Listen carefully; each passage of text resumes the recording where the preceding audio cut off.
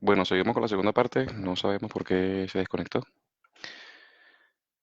Bueno, lo que le estábamos comentando era que simplemente al ingresar a un interface por channel, ¿sí? Podemos colocar el comando que va a afectar inmediatamente al resto de las interfaces, ¿sí? Listo, nada complicado.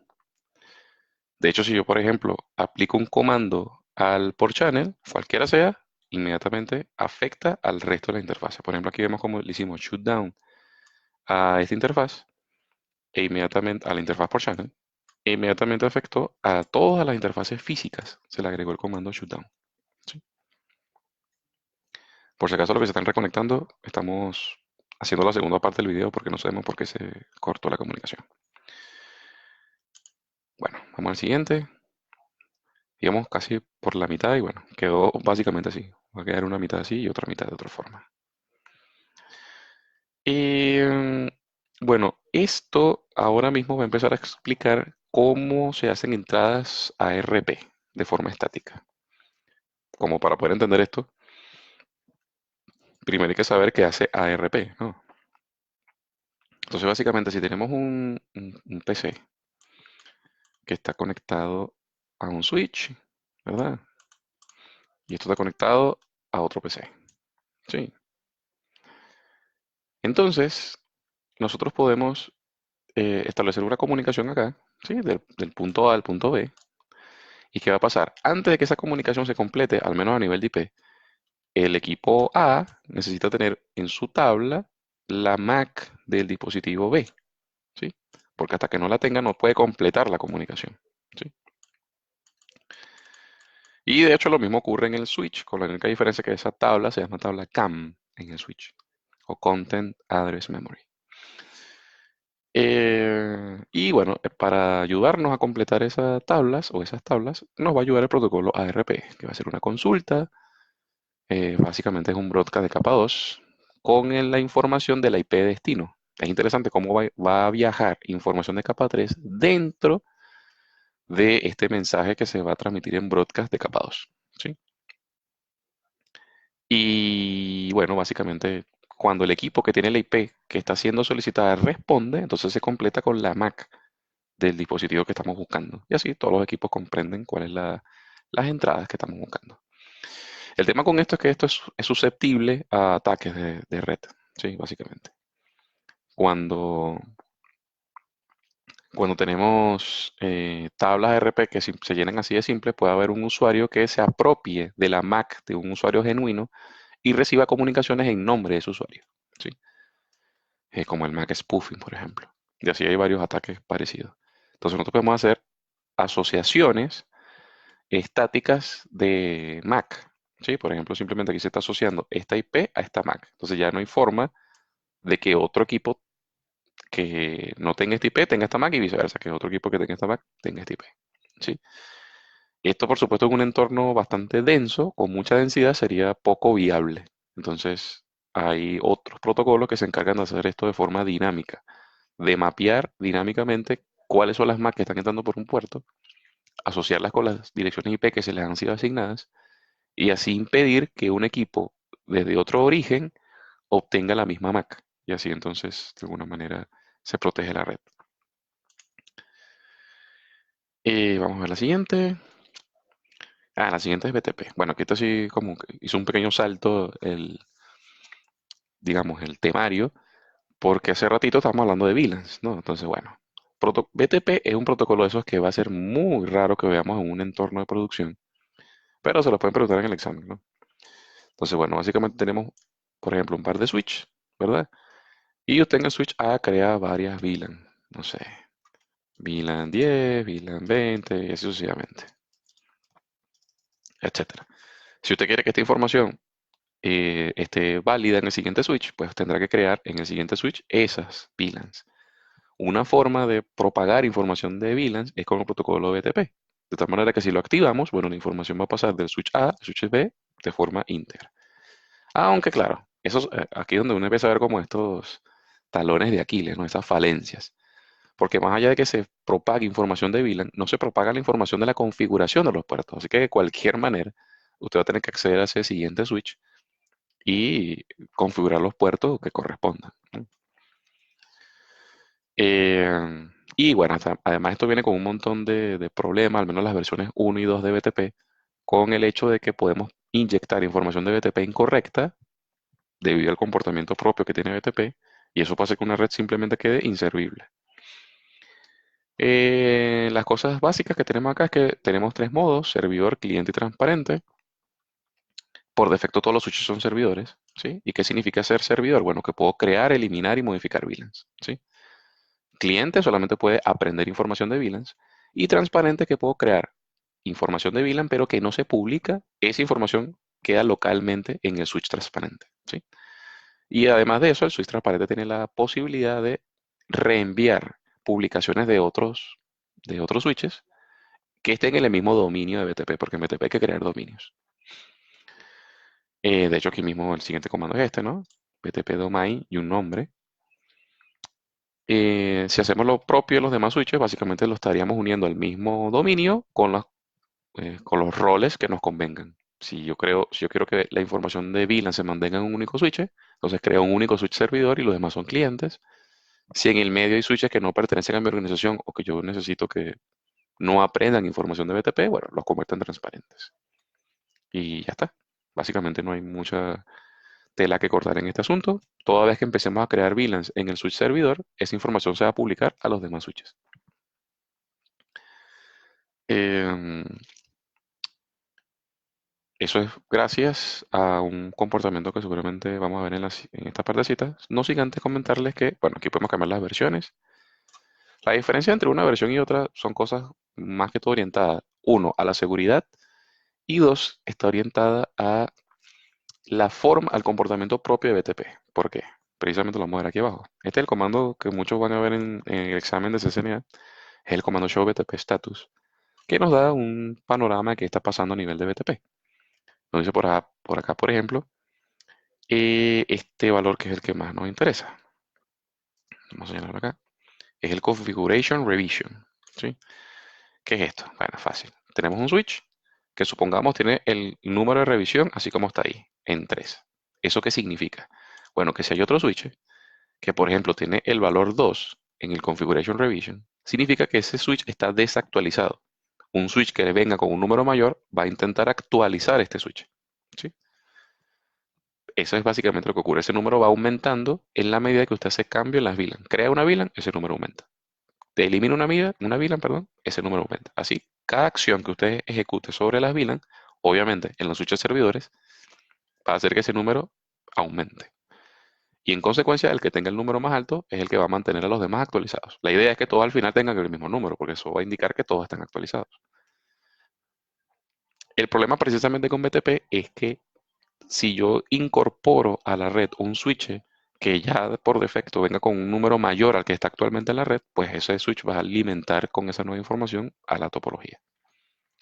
Digamos que lo recomendable es no usar BTP, pero bueno, si tuviera que utilizarlo, es al ingresar un switch, antes de ingresar un switch a la red, debo cambiarle el nombre. Eso cambia el número de revisión a 0, es decir, tengo el menor número, no voy a afectar a los demás. O lo coloco en modo transparente. Eso va a hacer que también se impida propagación de información innecesaria en la topología que utiliza BTP. ¿Sí? Sencillo. Eh, este dato, por cierto, es interesante, este que está aquí al final, con respecto a BTP, porque creo que hay una pregunta de esto en el examen de CCNA todavía, que les sugieren, como en una especie de laboratorio, que identifiquen cuál es el switch que está proporcionando la información de BTP. Y eso lo podemos ver acá, porque este dice Configuration Last Modified by, es decir, quién fue el último que me dio información de BTP. Entonces ahí va a aparecer la IP. Y después te puede hacer un show de IP neighbors y identificar quién tiene el IP y así sucesivamente. Vamos a ver la siguiente. Bueno, aquí precisamente hablan del otro modo, del modo transparente. Vamos a ver aquí la configuración, es sencillo, simplemente BTP Mode Transparent. ¿Esto qué va a hacer? Toda la información que se cree en este switch se queda de forma local. Listo. No se va a publicar a otros switches.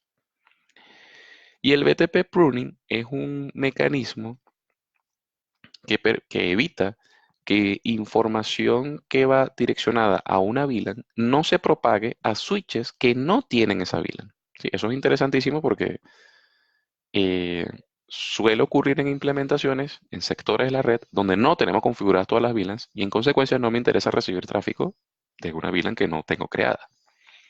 Entonces el BTP pruning nos va a ayudar a mitigar eh, ese fenómeno. Sin embargo, bueno, volvemos al tema de usar o no usar BTP, porque esto mismo lo podemos hacer simplemente como especificando en los troncales qué VLANs quiero que viajen por un troncal.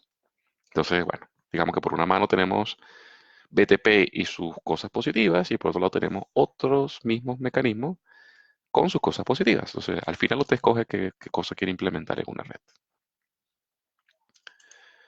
Vamos a ver la siguiente.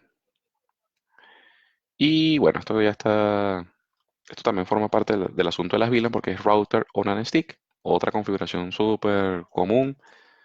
Básicamente tenemos un router y ese router lo conectamos a una red que, bueno, no sé, tiene VLANs, no tiene switches con diferentes VLANs.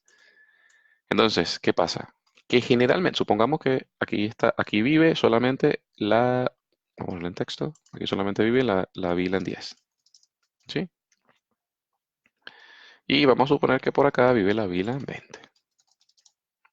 O sea, en una implementación donde, bueno, tengamos recursos infinitos, ¿qué sería lo más normal? Bueno, que usted conecta una patita del router a la VLAN 10, al switch de la VLAN 10, y otra patita del router, es decir, otra interfaz, al switch de la VLAN 20. Y listo, se finí, se acabó el problema. Pero bueno, eso generalmente no es posible cuando tenemos un entorno donde tenemos pocos recursos, que es lo que generalmente ocurre, un router con pocos puertos. Y tenemos que darle servicio a muchas redes. Entonces, lo más normal es que en el router entonces creemos subinterfaces. A la interfaz física la vamos a subdividir de forma lógica, creando subinterfaces. Esas subinterfaces van a llevar el tag de la VLAN que corresponda y esa va a ser la manera en que se va a comunicar con el stack de switches, ¿sí? Con el apilamiento de switches. Entonces, este puerto que está por acá va a ser troncal, ¿sí? Y aquí en el switchecito, en el router, perdón, se van a crear como subinterfaces que van a darle servicio a cada una de las VLAN que yo tenga creada, ¿sí? Vamos a ver cómo se configura, es muy sencillo. Vean, por ejemplo, en este router tenemos la interfaz FastITN00. Quiero crear una subinterfaz. Bueno, primero la interfaz física tiene que estar como levantada, le decimos no shutdown. Y luego creamos interface FastITN00 punto, y ahí es donde creamos la subinterfaz, un número. Listo. Generalmente el número de la subinterfaz hace referencia a la VLAN. Esto lo van a ver muy frecuente en muchos entornos. ¿Cómo le decimos eso? Encapsulation.1q y el número de la VLAN.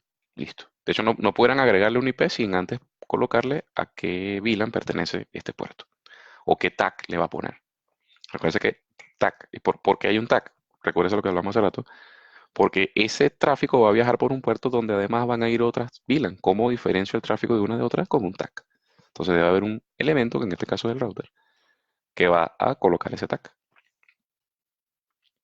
Y bueno, la IP. Entonces, este IP en algún momento se va a convertir en el gateway de esas redes. No es obligatorio, pero es lo más normal que el router se convierta en el gateway de esas redes. Aquí, por ejemplo, están creando la misma interfaz física, otra subinterfaz, punto 30. Entonces, esta le va a prestar servicio a la VLAN 30. Y así sucesivamente. Es sencillo.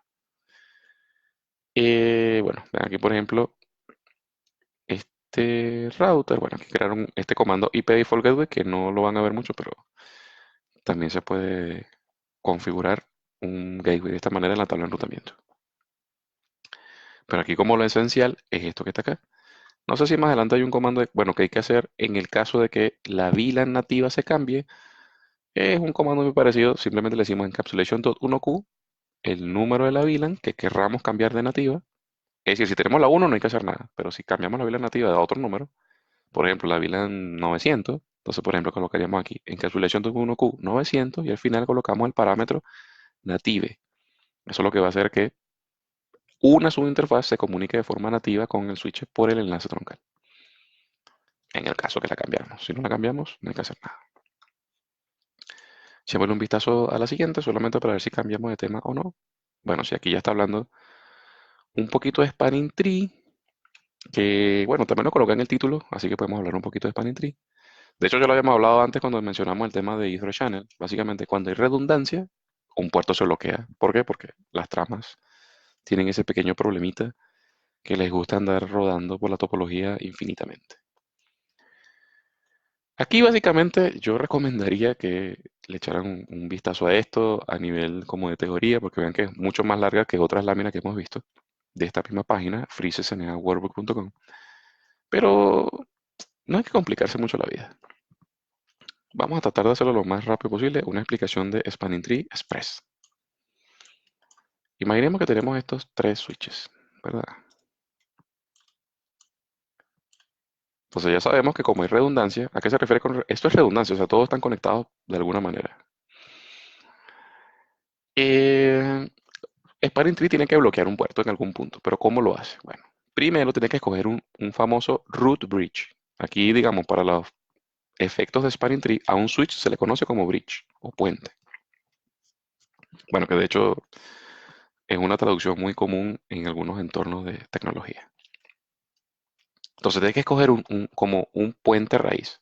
¿Para qué? Para a partir de ese switch buscar dónde la topología se va a restringir el bucle. Listo. ¿Cómo escoge ese root bridge? Hay un parámetro que se llama el bridge ID o el identificador del switch, que se compone de dos valores. Un número por defecto propio de Spanning Tree, que es el valor 32768, casualidad de la vida está por aquí cerquita, este que está aquí, 32768. A ese valor se le debe sumar el número de la VLAN de la cual estamos calculando la topología sin bucles. Por ejemplo, si estamos calculando la ruta sin bucles para la VLAN 10, bueno, al 32768 le sumamos el 10. Listo. Ese va a ser su valor de Bridge ID. Generalmente, en una topología en cero, ese valor es igual en todos los switches. Así que debe haber como un componente, una variable que desempate. Es la MAC. El switch que tenga la menor MAC generalmente se convierte en el root bridge. Eso es algo que podemos controlar y demás. Debemos controlarlo. Porque generalmente los switches que son más antiguos tienen MACs con menor valor. Y siempre tratamos de buscar que el root bridge sea el switch que tiene los gateways o que esté más cerca del gateway o que tenga los mayores recursos de hardware o que su ubicación en la red sea la privilegiada, etcétera. Supongamos que este ganó el root bridge porque tiene la menor MAC y es el ganador. ¿Sí? Disculpen ahí mi corona feita. Bueno, ganó. Listo. ¿Qué hacen los demás switches? Bueno, los demás switches tienen que encontrar un camino para llegar al root que le cueste lo menor posible. Porque los puertos tienen un costo. Busquen las tablas cuáles son los costos de Spanning Tree. No es muy complicado, son constantes. Aunque los podemos cambiar manualmente. Vamos a suponer, por ejemplo, que este switch que está acá escogió este camino para llegar al root, porque este es su camino que le cuesta menos. ¿Sí? Y este que está acá escogió este camino para llegar al root. Bueno, esos puertos se llaman puertos root, los que llevan hacia el root. De hecho, ustedes van a ver por acá que hay unos modos, ¿no? De los puertos. Por ejemplo, aquí estamos hablando del root. Bueno, serían esos puertos que estamos hablando. El switch que ganó, todos sus puertos están en estado de designado. O sea, ya están activos, no se bloquean. Su intención es precisamente permitir que cualquier switch lo alcance. Entonces, ¿dónde está el problema aquí? Ah, bueno, en estos puertos que están por acá, que siguen como esperando cuál va a ser su rol. Entonces, en ese punto, los switches deben nuevamente hacer una escogencia basado en su bridge ID. Es decir, el que tenga el menor bridge ID mantiene su puerto activo y el que no, bloquea el puerto. No sé, supongamos que este que está acá bloquea su puerto porque tiene el menor bridge ID. Y listo, ahí se bloquea la topología. Ya está, ahí ya no hay bucle de capa 2. Por si acaso se lo está preguntando, como hace rato vimos, Ether Channel, por ejemplo. Bueno, ¿y qué pasa si tengo un doble enlace? Bueno, si tengo un doble enlace, es para los efectos de Spanning Tree, y bueno, y además los tengo unidos en un Ether Channel, para los efectos de Spanning Tree es un único vínculo, entonces lo ve como un único cable, ¿sí? Entonces, digamos, no bloquea uno en detrimento del otro. Listo, eso fue una explicación bastante breve, express de Spanning Tree. Igual aquí se lo dejo para que lo vean. Aquí hay algunos comandos de cómo podemos manipular que un switch se convierta en el root de una topología, es decir, que gane. Y por ejemplo, aquí le está diciendo este comando, spanning tree VLAN, para una VLAN específica, le digo root primary. Entonces así me aseguro que para la VLAN 1, este switch va a ser el root. Y este comando Bueno, para la VLAN 10. Listo. El comando que más van a utilizar en Spanning Tree en CCNA va a ser este, el show Spanning Tree, sin necesidad de decir una VLAN, pero se lo pueden decir. Show Spanning Tree VLAN X o sin la VLAN y les va a mostrar todas. Y les va a decir dos informaciones muy importantes y con esto vamos a cerrar la sesión de hoy. Aquí está, ¿no? Este es el resultado. Le muestra dos párrafos. Párrafo uno. Le muestra información de que en este momento es el root. ¿Sí?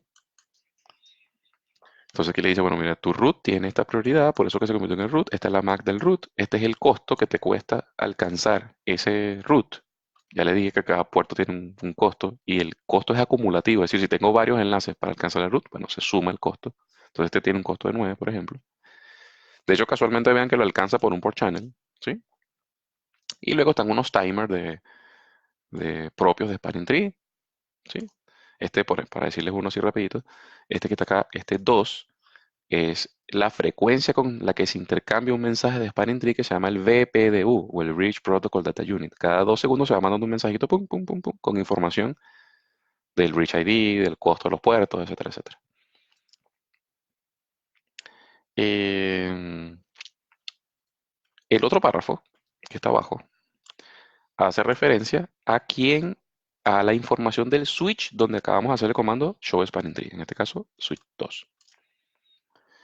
Entonces, aquí vemos claramente que la información del párrafo de abajo es totalmente diferente al párrafo de arriba. Eso que me identifica a mí inmediatamente, bueno, que el switch donde acabo de hacer este comando no es el root para esta VLAN en particular. ¿Sí?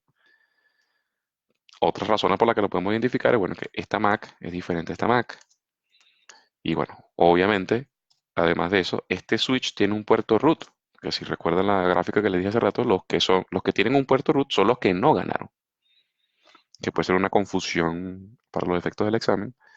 Y bueno, aquí se vería cómo se ve un puerto bloqueado, se ve así, alternativo bloqueado. También cuando tenemos múltiples puertos hacia otros switches, se suman otras variables, como por ejemplo, los puertos tienen unas prioridades, el que tenga la menor prioridad gane, así sucesivamente. Pero digamos, eso como dice las profundidades de Spanning Tree, que requeriría, pues por supuesto, más tiempo. Y además de eso, más lectura, porque no solo se aprende escuchándonos, viéndonos, sino que también usted depende de su propia lectura.